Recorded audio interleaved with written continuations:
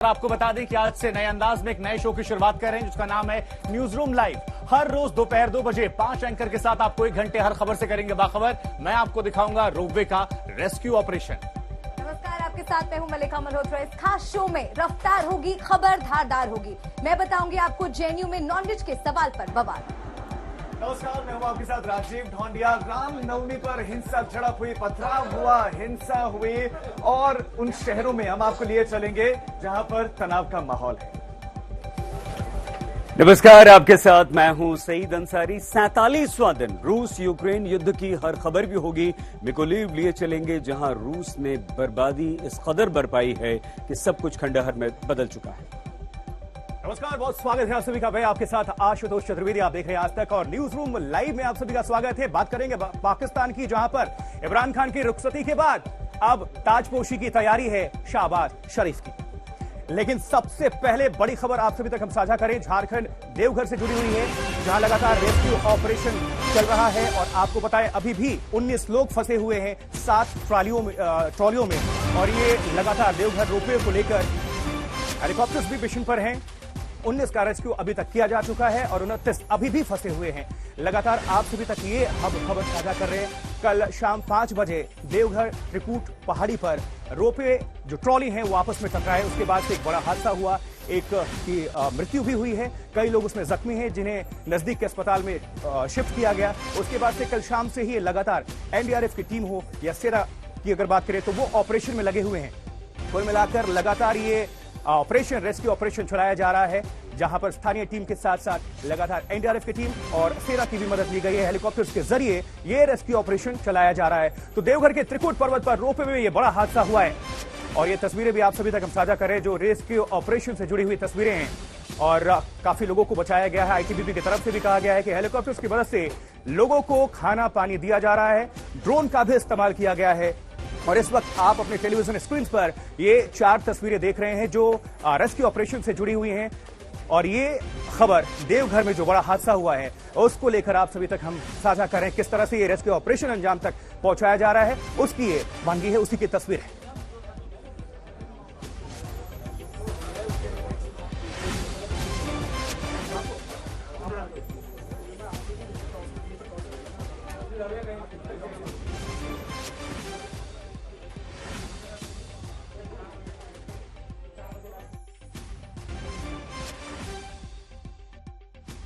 तो झारखंड देवघर से लगातार ये खबरें आप सभी तक हम साझा कर रहे हैं, लेकिन अगली बड़ी खबर आप सभी तक पहुंचाएंगे मलिका। और हमारे सहयोगी हमारे साथ जुड़े हुए, सीधा उनका रुख करते हैं और उनसे जानते हैं कि इस वक्त रेस्क्यू ऑपरेशन को लेकर ताजा अपडेट क्या है। सत्येंद्र हमारे साथ जुड़े हुए, ताजा अपडेट, रेस्क्यू ऑपरेशन किस तरह से चल रहा है?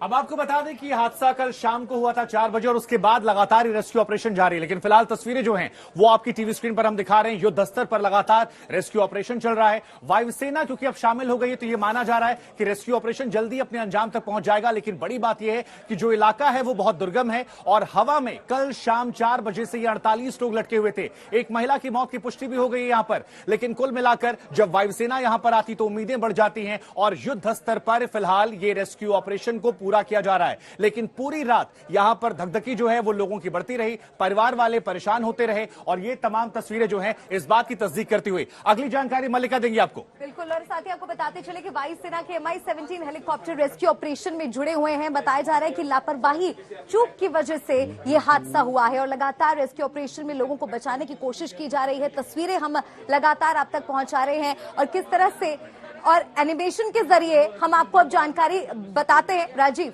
एनिमेशन के जरिए बताइए क्या कुछ हुआ। बिल्कुल, जो अभी तक जानकारी मिल रही है उसकी वजह ये बताया जा रहा है कि टेक्निकल कारण थे जिसकी वजह से यह हादसा हुआ है। वायुसेना लगी हुई है, वहां पर वायुसेना के हेलीकॉप्टर्स हैं। जैसे ही जानकारी मिली उसके बाद से खाना पानी पहुंचाया गया लोगों तक। और स्क्रीन पर हम साथ साथ आपके सामने वो डेटा भी रख रहे हैं, जानकारियां भी रख रहे हैं कि वहां पर एग्जैक्टली हुआ क्या। कुछ 48 लोग वहां पर फंसे रहे हवा में। तो आप ये देखिए, तस्वीरें देखिए, ये रोपवे है और इन्हीं सभी में ये सभी जो यात्री थे जो यात्री थे वो फंसे हुए थे और एकाएक जो इसमें तकनीकी दिक्कत आई, खामी आई और उसके बाद से ये काफी देर तक वहां पर अटके रहे और कल शाम 4 बजे से ये लोग वहां पर फंसे हुए थे। सुबह वायुसेना का हेलीकॉप्टर पहुंचा, MI-17 हेलीकॉप्टर रेस्क्यू के लिए पहुंचा और उसके बाद से लोगों को निकालना वहां से शुरू हुआ। छोटी छोटी बच्चियां भी इसमें शामिल थी। और अब अगली जानकारी मेरे सहयोगी सईद आपको दें। एक तस्वीर ने यहां पर सबको झकझोर के रख दिया है और वो तस्वीर एक छोटी सी बच्ची की है। रेस्क्यू ऑपरेशन चलाया गया जिसमें एक बच्ची को बचाया गया, लेकिन अभी भी कम से कम 48 ऐसे टूरिस्ट हैं, पर्यटक हैं जो फंसे हुए हैं और जिन्हें निकालने का प्रयास। ये देखिए जो तस्वीर लगातार हम आपको दिखा रहे हैं, ये उस बच्ची की तस्वीर है जिसे बचा लिया गया है। लेकिन सबसे बड़ी समस्या ये है क्योंकि रोपवे के पास तार हैं बहुत ज्यादा, जो वायुसेना के चॉपर्स हैं, हेलीकॉप्टर्स हैं, वो तारों की वजह से नीचे नहीं आ पा रहे हैं और ये लोग अब कुछ ही देर बाद, 20 घंटे से ज्यादा गुजर चुके हैं, 24 घंटे हो जाएंगे। रविवार देर शाम ये हादसा हुआ था। खाना पीना नहीं पहुंच पा रहा है, पानी नहीं पहुंच पा रहा है। नीचे जो ये लोग फंसे हुए हैं, इनके जो परिजन हैं, अब उनके सब्र का बांध टूट रहा है, वो गुस्सा हो रहे हैं। पूरा प्रयास है, कोशिश पूरी है, वायुसेना के हेलीकॉप्टर्स, चॉपर और ज्यादा जानकारी के लिए हम लिए चलते हैं हमारे साथी आशुतोष के पास। बिल्कुल, वहां पर क्या कुछ हुआ हम चलिए समझते हैं और पीड़ित जो हैं वो क्या कुछ कह रहे हैं इस पूरे घटनाक्रम को लेकर हम सुनते हैं, आपको सुनवाते हैं। दरभंगा से जी, बाबा को जल कितने देर से फंसे हुए थे? कल भी लमसम 3:30 बजे के आसपास। अभी कितने बजे उतरे आप? अभी समय देख लीजिए आप सर, कितना समय हो रहा है। महसूस हो रहा था, लग रहा था नहीं बचेंगे हम लोग को जान गंवाना पड़ेगा, लेकिन इन लोगों के मदद से हम लोग का जान बच गया। भगवान। कहाँ से आए? जिला बिहार। तो इस घटनाक्रम से जुड़ी हुई हर एक तस्वीर, हर एक अपडेट आप सभी तक हम साझा कर रहे हैं और चलिए जरा हम चलते हैं शुभांकर के पास, एक बार फिर से उनका रुख करते हैं और जानते हैं कि अगली खबर वो क्या कुछ। देखिए आशुतोष, मामला लोगों की जिंदगियों से जुड़ा हुआ है, लिहाजा सीएम भी संवेदनशील हैं। ग्राउंड जीरो पर पहुंचे, वहां का जायजा लिया। क्या कुछ सीएम की तरफ से कहा गया, जरा सुनिए उनके इस बयान को। देखिए, उस पर कल से ही मेरी नज़र है और NDRF से भी मदद ली गई है, एयरफोर्स से भी मदद ली गई है और जो इसके एक्सपर्ट्स हैं, गरुड़ा कमांडोज, उनका भी सहायता लिया जा रहा है और जो उस रोपवे को जिन लोगों ने बनाया है उनकी टीम भी पहुंच गई है और कुल मिलाकर के सभी तरीके से प्रयास हो रहा है। और चूंकि रात थी, रात के समय बहुत सारी चीज़ें नहीं हो पाई, लेकिन सभी तैयारी के साथ लोग अर्ली मॉर्निंग से वहां पहुंच चुके हैं और चीज़ों पर हम लोगों की नज़र है। तो सीएम को आपने सुना, वो कह रहे हैं देरी हुई है लेकिन दुरुस्त तरीके से काम चल रहा है। मल्लिका, आगे क्या कहानी है? बिल्कुल, देखिए एक बहुत बड़ा हादसा यहाँ पर हुआ है और जो तस्वीरें सामने आ रही हैं वो दिल दहला देने वाली तस्वीरें। एक बहुत बड़े स्तर पर रेस्क्यू ऑपरेशन चल रहा है। जो लोग फंसे हुए हैं उनकी जान बचाने की कोशिशें लगातार जारी है और जैसे कि सईद भी आपको कुछ देर पहले बता रहे थे कि कैसे छोटी छोटी चीजों की, बुनियादी चीजों की वहां पर किल्लत हो रही है, लोगों के पास जरूरी सामान नहीं पहुंच पा रहा है। इस पूरे हालात पर सीएम ने भी जायजा लिया, बयान दिया, लेकिन जो तस्वीरें वहां से सामने आ रही हैं वो अब तस्वीरें आपको दिखाते हैं, कैसे दिल दहला देने वाली तस्वीरें सामने आ रही है। और एक ऐसी तस्वीर जिसने सभी को परेशान कर दिया, वो एक छोटी बच्ची की ये तस्वीर आप देखिए, कैसे इसे बचाया गया रोपवे से, देखिए किस तरह से लटकी हुई है और इसी तरह से बहुत से लोग जिनकी जान खतरे में पड़ी हुई थी, लेकिन जैसे तैसे रेस्क्यू ऑपरेशन के जरिए अब कई लोगों को बचा लिया जा चुका है और लोगों की मदद की जा रही है। अब राजीव के पास आपको लिए चलते हैं और राजीव बताएंगे रेस्क्यू ऑपरेशन के बारे में। बिल्कुल, इस पूरी घटना में आप सुन रहे हैं कि रोपवे होता क्या है, ये कैसे काम करता है, वहां पर एग्जैक्टली हुआ क्या, वो डेटा हम आपके सामने रखते हैं। वो हम आपको बताते हैं कि वहां पर एग्जैक्टली हुआ क्या। ये तमाम यात्री थे जो वहां पर गए हुए थे और उसके बाद से देखिए ये लोग वहां पर फंस गए। तारों के जरिए ट्रॉली से लोगों को नीचे से ऊपर की तरफ और ऊपर से नीचे की तरफ लाया जाता है। उसके बाद रोपवे में ट्रॉली के तार नीचे लगे हुए खंबे के ऊपर लगे दूसरे खंबे तक ये जुड़े हुए होते हैं। ये रोपवे कैसा होता है वो हम आपको बता रहे हैं। रोपवे के दोनों छोर पर यात्री उसमें सवार होते हैं, उसमें चढ़ते हैं और उसके बाद उसमें से उतरते हैं। एरियल रोपवे में केबल पर स्पेशल ट्रॉली नुमा कारें लगी हुई थी। एक बहुत बड़ा एरिया नहीं होता है, छोटा सा एरिया होता है और ट्रॉली को ओवरहेड केबल के जरिए लटकाया जाता है। यही वजह कि जब ये लोग फंस गए तो ये वहां पर लटके रहे, कई घंटों तक लटके रहे और अब वायुसेना मशक्कत कर रहे कि इन लोगों को बचाया जा सके। और अब आगे जो जानकारी है मेरे से भी सईद आपको देंगे। देखिए, इतना बड़ा हादसा हो जाता है, 2000 फीट की ऊंचाई पर ये ट्रॉलीज फंस जाती हैं, 50 पर्यटक वहां पर इन ट्रॉलीज में फंस जाते हैं, 2 महिलाओं की मौत हो जाती है। सवाल बहुत ज्यादा यहां पर खड़े हो जाते हैं। सवाल सबसे पहले ये कि रामनवमी पर जुटी भीड़ को लेकर क्या इंतजाम किए गए थे? जब आपको पता था कि भीड़ जुट रही है, लोग जाएंगे, तो आपने क्या इंतजाम किए थे? क्या मेले से पहले ट्रॉलियों की सुरक्षा जांच हुई थी? आपने कोई ऐसी जांच की थी? इतनी सारी ट्रॉलीज आपने एक साथ चला दी, क्या ट्रॉलियों में ज्यादा भीड़ होने के कारण से हादसा हुआ? ये एक बड़ा प्रश्न है, क्योंकि एक निश्चित संख्या में ही लोग ट्रॉली में जा सकते हैं। क्या मेले में मेडिकल सुविधाओं की व्यवस्था नहीं थी? ये भी एक बड़ा सवाल है। तो ये सारे सवाल यहां पर खड़े हो रहे हैं। हादसे के बाद राहत और बचाव में इतनी देर क्यों हुई? और वो देर इतनी ज्यादा अब हो चुकी है क्योंकि अब तो कुछ देर बाद 24 घंटे हो जाएंगे। रविवार देर शाम यह हादसा हुआ था। हम 5 सवाल ही नहीं हैं, सवाल प्रशासन पर है, सवाल वहां जो व्यवस्था की गई थी उस पर है, सवाल रेस्क्यू ऑपरेशन पर है, क्योंकि ये 50 जिंदगियों का सवाल है। और ये सिर्फ 50 लोग नहीं हैं, उनके परिजन पिछले 24 घंटे से परेशान हैं। वो सिर्फ ये प्रार्थना कर रहे हैं कि किसी तरह उनके जो लोग फंसे हुए 2000 फीट की ऊंचाई पर लटके हुए हैं, और सबसे गंभीर बात यह है कि उन तक खाना नहीं पहुंच पाया है, उन तक खाना नहीं पहुंच पाया है, पानी तक पीने को नहीं है। ज्यादा जानकारी आशुतोष। बिल्कुल, सवाल लगातार खड़े हो रहे हैं और ये हमने आपको बताया कि किस तरह से, क्योंकि देखिए हादसा बहुत बड़ा है और अपने आप में जो पीड़ित हैं उनकी हालत समझिए कि वो अभी भी हवा में लटके हुए हैं। उनके पीड़ित जो परिजन हैं उनकी क्या हालत होगी अंदाजा लगाया जा सकता है। छोटी बच्ची की भी हमने तस्वीर आपको दिखाई। लगातार कई सारे इसमें जो सवाल खड़े हो रहे हैं कि देखिए सेफ्टी मेजर से जुड़ा हुआ ये पूरा मामला है। जब रोपवे ट्रॉली को इतनी ऊंचाई पर लेकर जाया जाता है, क्या उसके लिए पूरे इंतजाम थे? मेडिकल सुविधाओं की अगर बात करें तो क्या उसकी मौजूदगी थी? ये अपने आप में तमाम बड़े सवालात हैं, क्योंकि कल शाम लगभग 5 बजे से ये जो भी घटनाक्रम चल रहा है, जो आप सभी तक हम ये खबरें साझा कर रहे हैं, लगभग अब 20 घंटे से के आसपास होने चले हैं और अभी तक आप समझिए कि लोग जो हैं ऊपर ट्रॉलियों में फंसे हुए हैं। हालांकि कई लोगों को रेस्क्यू ऑपरेशन के जरिए बाहर निकाला गया है, सुरक्षित जगह पर लेकर आया गया है। हालांकि बहुत लोग चोटिल भी हैं, एक महिला की मृत्यु हुई। अब उन परिजनों को आप समझिए कि उन पर क्या बीत रही होगी। लेकिन ये लगातार आपको बताया कि एनडीआरएफ, आईटीबीपी और सेना की मदद से ये रेस्क्यू ऑपरेशन चलाया जा रहा है। और जो लोग वहां पर जो ट्रॉली में फंसे हुए हैं उनको ड्रोन के माध्यम से खाना पानी की सुविधा पहुंचाई जा रही है।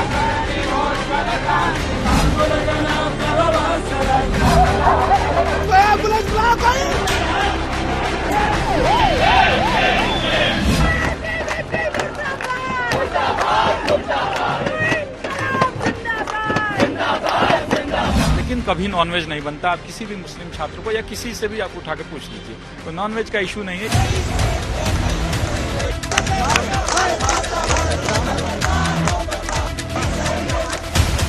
मेरा फोन को एबीवीपी वालों ने लेके तोड़ दिया, मुझे पेट में बहुत जोर से मारा। यहाँ पे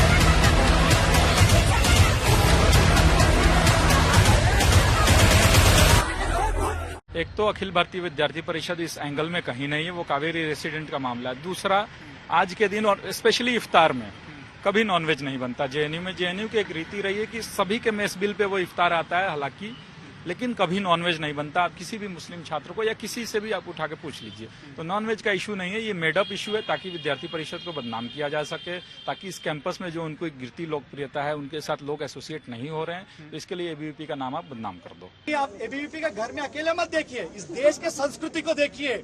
मीट खाया जाता है और किसी को कोई आपत्ति नहीं है, कभी था।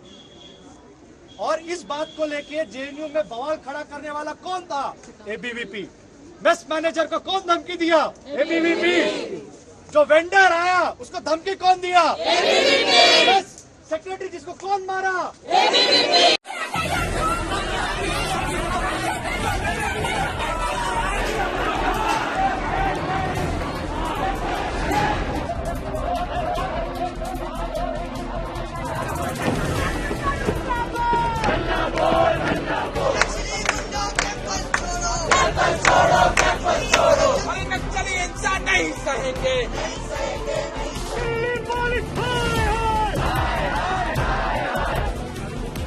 फिर जेएनयू कैंपस में झड़प हुई। छात्रों के बीच पत्थर चले। पुलिस के सामने हाथापाई हुई। छात्रावास के अंदर मारपीट हुई। एक दूसरे पर छात्रों ने हमला किया। कई घंटे के बवाल में लेफ्ट विंग और राइट विंग के कई छात्र जख्मी हो गए।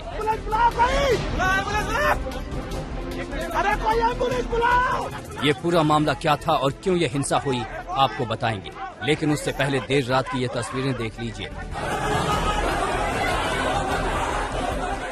देर शाम तक जेएनयू के कावेरी हॉस्टल में झड़प हुई।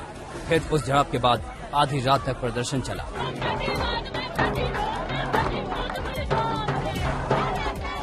तमाम बवाल लेफ्ट विंग और अन्य छात्रों के बीच हुआ। फिर दोनों ओर से जेएनयू कैंपस में विरोध मार्च किया गया।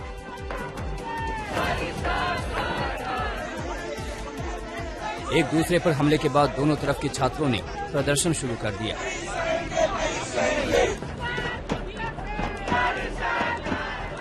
सबसे पहले जेएनयू कैंपस में एआईएसए, एसएफआई और लेफ्ट विंग के अन्य छात्र मार्च करने लगे। लेफ्ट विंग के छात्रों ने हमले का आरोप एबीवीपी पर लगाया। इन्होंने कैंपस में मार्च का विरोध जताया। कई वीडियो और तस्वीरें भी शेयर की। कहा कि एबीवीपी के छात्रों ने हमला किया, जिसमें कई छात्र जख्मी हो गए। तस्वीरें जारी कर लेफ्ट विंग के छात्रों ने एबीवीपी पर निशाना साधा और मार्च करते हुए वसंत कुंज थाना पहुंचे। वहां पुलिस से हमला करने वालों पर एक्शन की मांग की। किस तरीके से महिला स्टूडेंट्स को कितनी बर्बरता से पीटा गया है। वहाँ एक स्टूडेंट मधुरिमा वो फेंट भी कर गई। एक स्टूडेंट अक्तरिता जिनको बुरी तरीके से उनके सर पे उनके आंख के पास चोट लगी है। और ऐसे कई सारे विमेन स्टूडेंट्स जिनको वहाँ से फिजिकली असॉल्ट नहीं किया गया बल्कि रेप थ्रेट्स दिए गए।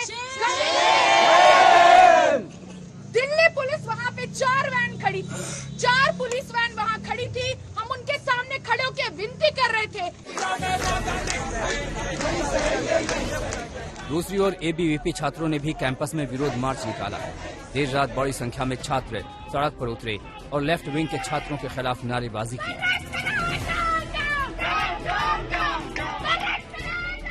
एबीवीपी का कहना है कि लेफ्ट विंग के छात्रों ने हॉस्टल में रहने वाले उन छात्रों पर हमला किया जो रामनवमी के मौके पर पूजा में शामिल थे। अपनी फ्रेंड्स के साथ कावेरी हॉस्टल में पूजा थी रामनवमी में, तो हम लोग उसमें गए थे, सिर्फ पूजा करने के लिए गए थे। मैं आज फास्ट रखी हुई थी, मैंने आज सुबह से कुछ खाया भी नहीं था। और कुछ वामपंथी आए और हम लोगों में हमला करने लग गए वो लोग। और मेरे हाथ में उन लोगों ने कांच से हमला किया और मेरे हाथ में इतनी जोर से चोट आई, मुझे तो पता भी नहीं चला कि किस वजह से ये लोगों ने हमला किया। नवरात्र में हम लोग माता की पूजा करते हैं और एक तरफ ये वामपंथी लोग लड़कियों को मार रहे हैं। यहाँ पे हम बात कर रहे हैं देवघर रोपवे हादसे को लेकर, क्योंकि नई नई अपडेट निकलकर सामने आ रही है। और फिलहाल जो बड़ी खबर आई है वो ये है कि 19 लोगों का यहाँ पर रेस्क्यू कर लिया गया है। ये नई जानकारी निकलकर सामने आई है। कई लोग हालांकि फंसे हुए हैं। 20 घंटे से ऊपर रेस्क्यू ऑपरेशन चल रहा है। सीएम वहां मौजूद हैं, वायुसेना की मदद ली गई है, MI-17 का इस्तेमाल किया गया है। तो ये तमाम बड़ी जानकारियां आई हैं। और जानकारी के लिए मल्लिका। बिल्कुल, हमारे सहयोगी सत्यजीत नजर बनाए हुए इस बड़ी खबर पर, उनका रुख करेंगे, उनसे बात करेंगे। सत्यजीत, ताजा अपडेट क्या है? अभी भी 29 लोग फंसे हुए हैं, क्या अपडेट उनसे जुड़ा हुआ? देखिए, बहुत अच्छे तरीके से इनको इवैक्यूएट किया जा रहा है वहाँ कार केबल से। डीसी मंजुनाथ भजंत्री ने बताया कि कुछ लोगों को एयर लिफ्ट किया गया है, यानी उस हाइट पे जाके रोप से उनको रेस्क्यू करके एयर लिफ्ट किया गया, लगभग 8 लोगों को। और कुछ लोगों को वर्टिकल लैंड कराया जा रहा है, यानी नीचे जहां अगर सरफेस है वहां ले जाया जा रहा है और वहां से जो है पैदल चलकर वो वापस आ रहे हैं। तो इस तरह से रेस्क्यू ऑपरेशन चलाया जा रहा है। कल रात को एनडीआरएफ और आईटीबीपी को रिक्विजिशन भेजा गया था स्टेट गवर्नमेंट की तरफ से, यानी कहीं न कहीं 4-5 घंटे का जो समय है, कहीं न कहीं प्रशासन ने इसको हल्के में लिया। लगा उसे कि रेस्क्यू आसानी से हो जाएगा, लेकिन इस तरह का इनएक्सेसिबल टेरेन था कि अंधेरा होने के बाद कुछ जब समझ में नहीं आया, उसके बाद जो है रिक्विजिशन दिया गया सर्विसेज के लिए आईटीबीपी के, और इसके अलावा जो है एनडीआरएफ के। अब आर्मी और तमाम लोगों ने मिलकर सुबह से रेस्क्यू ऑपरेशन शुरू किया है और उसके बाद धीरे धीरे 19 लोग निकाले जा चुके हैं। लेकिन ये एक बात सामने जरूर आ रही है, नई बात। सत्यजीत, अधिकारियों से आपने बात की होगी, लगभग कितना वक्त और लग सकता है रेस्क्यू ऑपरेशन को पूरा होने में? देखिए, अभी वक्त लगेगा, इसलिए वक्त लगेगा कि जो कार केबल के हाइट पे है वहां पर और सावधानी से इनको जो है रेस्क्यू ऑपरेशन चलाना होगा। बहरहाल इस बीच में प्रशासन की तरफ से ये जरूर बताया गया कि ड्रोन के जरिए खाना और पानी पहुंचाया गया है। हालांकि जिन लोगों ने जिन लोगों को रेस्क्यू किया गया है उनके चेहरे से खौफ और भय साफ तौर से झलक रहा है और वो बयां कर रहे हैं कि किस तरह के की पड़ी है, अभी हवा में लटक कर। और एक केबल कार में जो सूचना थी कि कई लोग थे, तो क्या उनके हालात थे, उनके चेहरे से उसको पढ़ा जा सकता था। और दरभंगा से जो कुछ व्यक्ति आए थे यहाँ पे एडवेंचर के लिए, उन लोगों ने कहा, सबमिट किया कैंडिडली कि लगा उन्हें कि एक पल के लिए कि अब बचना मुश्किल है। लेकिन सुबह खाना पीना उनके पास पहुंचा, खाना और पानी। और जब उन्हें पता चला कि रेस्क्यू ऑपरेशन के लिए लगे हुए एनडीआरएफ और बाकी लोगों को सर्विस में लगाया गया है, तो उन्हें थोड़ा सा उम्मीद की किरण लगी। और उसके बाद थोड़ी सी आप बता रहे हैं कि उम्मीद की किरण उनको लगी है। सत्यजीत, बहुत शुक्रिया आपका इस तमाम जानकारी के लिए। आप नजर बनाए रखें, अपडेट्स के लिए आपके पास हम आ रहे हैं। इस वक्त अभी भी 29 जिंदगियां आसमान में लटकी हुए हैं और रेस्क्यू ऑपरेशन चल रहा है। डर जो चेहरे पर था वो थोड़ा सा कम जरूर हुआ क्योंकि वायुसेना वहां पर लगातार है, वहां पर जो हमारे सैनिक है वो लगातार हैं। सही, ये देश का सबसे ऊंचाई पर स्थित रोपवे है और झारखंड का इकलौता। लोगों को बचाया जा रहा है, रेस्क्यू ऑपरेशन चल रहा है। जो लोग बचकर आए हैं वो क्या कहते हैं, जल्दी से सुनवाते हैं आप। कब से फंसे हुए थे ऊपर? कल 3 बजे के आसपास से। और आज रेस्क्यू हुआ आपका? जी, अभी कितना डर लग रहा था? बहुत ज्यादा, काफी डर लग रहा था सर, मत पूछिए। डर तो क्या लगा, कैसे बच गए आप? सब भोले बाबा की कृपा है, सब सर सबका कृपा है जो हम लौट गए। कितने लोग फंसे होंगे ऊपर? लमसम 50-60। कैसा लग रहा था? हमको बिल्कुल डर सा महसूस हो रहा था। हाँ। लेकिन हम लोग बराबर जो है सो हेल्पलाइन नंबर पे कॉल कर रहे थे। हाँ। इन लोग को भी लगातार प्रयास रहा था, हम लोग से बात कर रहे थे। हाँ। और ठीक समय पे हम लोग को बराबर अच्छा जानकारी दे रहे थे। समय समय पे हम लोग को पानी और बिस्किट भी मिल रहा था। हाँ। हम लोग हौसला रखे हुए थे, लाहौर से रखे थे, बचा नहीं। हाँ। लेकिन उसके बावजूद भी डर सा महसूस हो रहा था। हाँ। तो हम लोग बचेंगे कि या नहीं बचेंगे। 2 बार हेलीकॉप्टर का जवान रिटर्न चला गया। हाँ। हम लोग सोच में पड़ गए थे। हाँ। लेकिन इसके बाद भी इन लोगों के जवान की कृपा से, आर्मी की सबकी कृपा से हम लोग अच्छी तरह से, सहूलियत से। आपके कैबिन में कितने लोग थे? 4 आदमी थे मेरे कैबिन। चारों निकल गए सुरक्षित? हम तो फर्स्ट निकले हैं। हाँ। और आदमी निकल ले तब तक सर हमको लेके इधर आ गए। कैसे हुआ ये हादसा, बताएंगे आशुतोष। बिल्कुल, देखिए, जो लोग बच गए हैं वो तो राहत की सांस ले रहे हैं, उनके घर वाले राहत की सांस ले रहे हैं, लेकिन अभी भी जो लोग फंसे हुए हैं वो ईश्वर से प्रार्थना कर रहे हैं कि जल्द से जल्द उनकी जिंदगी सलामत रहे। चलिए आपको बताते हैं एनिमेशन के माध्यम से, ग्राफिक्स के माध्यम से कि क्या कुछ हुआ, नजर डालते हैं। देखिए, आप अपने स्क्रीन पर देख सकते हैं देवघर रोपवे हादसा। एक बच्चे की हालत नाजुक बताई जा रही है, लेकिन ये जो कुछ भी हुआ वो घटनाक्रम, उस पर हम नजर डालते हैं ग्राफिक्स के माध्यम से। देखिए, रोपवे हवा में, ये ट्रॉली अभी भी लटका हुआ और सबसे बड़ी बात, इतने लोग, जो 19 लोगों को रेस्क्यू ऑपरेशन के जरिए सुरक्षित ठिकाने पर पहुंचा लिया गया है। अभी भी 29 लोग जिंदगी की जद्दोजहद ये कर रहे हैं, लेकिन जो लोग लगे हुए इस रेस्क्यू ऑपरेशन में जो लोग लगे हुए, ये भी जानना जरूरी है कि किस तरह से रेस्क्यू ऑपरेशन चलाया जा रहा है। इसके लिए हम सीधा रुख कर लेते हैं शुभांकर का, और शुभांकर हमारे साथ मौजूद हैं इस वक्त। तो देखिए आशुतोष, कई जिंदगियां ऐसी हैं जो फंस गई थी, लेकिन उसके बाद आईटीबीपी के जवान जो हैं वो देवदूत बनकर आए, वायुसेना यहां पहुंची है। हमारी सहयोगी नेहा बाथम ने बात की है उस रेस्क्यू ऑपरेशन में निकले कुछ लोगों से। जरा सुनिए उनके दर्द को उन्हीं की जुबानी। कल शाम को जैसे सूचना मिली तो हमें तो ये आभास हो गया था कि ट्रॉलीज की जो लोकेशन होगी वो काफी हाइट पे होगी, क्योंकि पहले भी हम लोगों ने कई सारे ट्रॉली ऑपरेशंस किए हैं, रेस्क्यू ऑपरेशंस। मसूरी में एक बार किया था, जैसे कि लगभग 1 दशक पहले, तो इसका अनुभव तो था ही। लेकिन ये विशेष तौर पर इम्पोर्टेंट था कि एरिया बहुत वास्ट था और अंधेरा हो गया था पहुंचते पहुंचते, चूंकि हमारी जो टीम्स थी वो रांची से वहां पे पहुंची। और हम लोगों ने रात को पहुंचते ही सिचुएशन को एनालाइज किया और हमारी जो सिस्टर एजेंसीज हैं, इंडियन एयरफोर्स, आर्मी, एनडीआरएफ, उनके साथ हम लोगों ने बैठकर पूरा एक चॉकआउट किया प्लान वहां का। और दो तरफ से अप्रोच करने की बात हुई। एक तो इंडियन एयरफोर्स की तरफ से जो उनके चॉपर्स हैं उनको उन लोगों ने एम्प्लॉय किया और बहुत ही शिद्दत के साथ उन लोगों ने पहुंचने की कोशिश की नजदीक से नजदीक। दूसरी तरफ से जो हमारी टीम्स थी उन लोगों ने ग्राउंड से अप्रोच करना शुरू किया लोकेशंस की तरफ एनडीआरएफ के साथ मिलकर। जो पहली ट्रॉली थी जो जमीन के साथ जो मैं कहूंगा सबसे नजदीक थी, वो लगभग 60 फीट के आसपास उसकी हाइट थी जमीन से, उस तक एक रोप पहुंचाई गई। और उसके बाद पहला जो आज सुबह मैं कहूंगा ब्रेक थ्रू हुआ, हम लोगों ने 4 लोगों को वहां पर बहुत धीरे धीरे करके, चूंकि safety is of Paramount importance, हम नहीं चाहते थे कि किसी तरह का कोई लॉस हो हमारे जो जिनको हम रेस्क्यू कर रहे हैं, तो निश्चित रूप से एक बहुत बड़ा एक प्रेशर भी था हमारे ऊपर। तो फिर जो रोप्स के जो नॉट्स होते हैं, जो तरीका होता है रेस्क्यू का, उसको अपनाते हुए हम लोगों ने उन लोगों तक अपनी पहुंच बनाई और धीरे धीरे करके 4 लोगों को निकाला। दूसरी तरफ से जो चॉपर्स थे उन लोगों ने भी एनालाइज किया सिचुएशन को, वहां पर अपने लोग भेजे एंकरिंग के साथ और वहां से भी लोगों को निकाला जा रहा है। अभी 1 घंटे पहले तक 8 लोगों को सेफली निकाला जा चुका था और लगातार ये प्रक्रिया जारी है। एग्जैक्ट नंबर तो अभी मेरे पास नहीं है, लेकिन मैं बताना चाहूंगा कि और भी काफी लोगों को वहां से सेफली निकाल लिया गया है। और समय इसलिए लग रहा है जी, हो सकता है ज्यादा भी हो, मैं पुष्टि नहीं कर पा रहा हूं क्योंकि मेरे पास ऑफिशियल फिगर अभी नहीं पहुंचा है, लेकिन हो सकता है नंबर और ज्यादा हो। सुरक्षा को देखते हुए हम लोगों ने बहुत ज्यादा कोशिश की है कि लोगों को बहुत आराम से, बिकॉज दिन है, ब्राइट सनशाइन है और थोड़ा वक्त भी लगे तो कोई बात नहीं, लेकिन सुरक्षा से कोई समझौता हम नहीं करेंगे। दूसरी बात, जब हम उनको निकाल रहे हैं तो ये ध्यान रख रहे हैं कि उनके अंदर पैनिक ना हो, वो डरे नहीं, बिकॉज एंकरिंग के साथ ही लोगों को मेंटली बहुत प्रिपेयर करना पड़ता है, बिकॉज हाइट बहुत ज्यादा है। लगभग 500 फीट तक की हाइट पर एक ट्रॉली ऐसी भी है जो 500 फीट की हाइट पे है, तो वो बहुत ऊंचाई पे है। वहां पे अभी हमें भी नहीं पता कि कितने बच्चे हैं, कितनी औरतें हैं, तो निश्चित रूप से उन लोगों को स्टेबल करना मेंटली, फिर उनको धीरे धीरे करके नीचे लाना और फिर कोशिश ये करना कि वो सेफली नीचे आ जाए। तो 2-3 प्रक्रियाओं से हम गुजर रहे हैं। हेलीकॉप्टर के माध्यम से खाना पीना, बाकी चीजें उनको पहुंचाई जा चुकी हैं बीच बीच में, और हमारी ये पूरी कोशिश है कि शाम तक, बहुत देर न करें हम, और शाम तक सुरक्षा के सारे मानदंडों को ध्यान में रखते हुए सब लोगों को सेफली नीचे ले आए। स्थानीय प्रशासन का बहुत सहयोग मिल रहा है हम लोगों को, एंड वी आर होपफुल कि शाम तक ये रेस्क्यू ऑपरेशन कंप्लीट हो जाए। हमें तो शाम को ही कल इंफॉर्मेशन मिल गई थी, घटना तकरीबन 5 बजे की, और विदिन एन आवर हमारी टीम रश कर गई थी लोकेशन के लिए।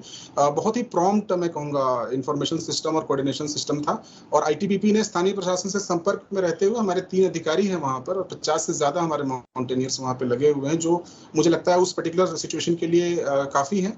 हमारे पास इक्विपमेंट्स है माउंटेनरिंग के और बाकी चीजें हैं, कुछ हमारे पास और भी सिस्टम है, कम्युनिकेशन डिवाइसेस स्पेशल, जिससे हम अपने लोगों के टच में हैं। और चूंकि रात हो गई थी कल, काफी अंधेरा काफी था लोकेशन पे, तो रात को ऑपरेशन कर पाना एकदम से संभव नहीं था। अर्ली मॉर्निंग हम लोगों ने इसको स्टार्ट कर दिया था। ये जरूर है कि स्थानीय प्रशासन ने हमें ताकीद की थी, लोग सुरक्षित हैं और उनसे वो संपर्क में पैरेलल कोई पुली, एक जो रोपवे है उसके माध्यम से उन लोगों ने दूर से उन लोगों की सिचुएशन को एनालाइज कर लिया था।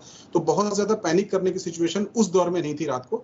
इसी वजह से सुरक्षा को और बाकी सारे तत्वों को ध्यान में रखते हुए हम लोगों ने आज अर्ली मॉर्निंग इस ऑपरेशन को फुल स्विंग में, युद्ध स्तर पर मैं कहूंगा, सारी एजेंसीज के साथ मिलकर शुरू किया। देखिए, समस्या तो है, एक मैं कहूंगा, मैंने जैसा बताया कि पहले जो 12 घंटे गुजरे होंगे बहुत ही उनके लिए बहुत ही मुश्किल में होगा वो स्थिति, बिकॉज वो ऐसी लोकेशन में थे जहां पर बहुत ज्यादा रिस्क लेना ना उनके लिए एडवाइसेबल था, ना ही रेस्क्यू टीम्स को वहां पहुंच पाना। हमने जैसे तपोवन का भी रेस्क्यू किया था, जिसमें आपको पता होगा टनल में लगभग 12 लोग फंसे हुए थे, 4-4.5 घंटे बाद हम लोगों ने जीवित उनको वहां से निकाल लिया था। कुछ स्थितियां होती हैं जो कि बहुत ही ज्यादा टिपिकल होती हैं, एक ह्यूमन मैं कहूंगा एक ऐसी स्थिति होती है जहां पर आपको बहुत ही पेशेंस के साथ काम करना पड़ता है। जो प्रशासन ने हमको बताया वो ये बताया कि वो डायरेक्टली उनके टच में है, उनको कंसोल किया जा रहा है। कुछ लोगों के पास मोबाइल फोन्स थे जिनसे कि संपर्क किया जा रहा था, साथ ही साथ विजुअली उनको, जैसे मैंने बताया, पैरेलल जो एक फंक्शनल है वहां पर जो रोपवे है, उसके माध्यम से भी उनको जोड़ा गया, आपस में एक दूसरे का नजरी मिलाप हुआ, तो उन लोगों को कंसोल करने की पूरी कोशिश की गई। साथ ही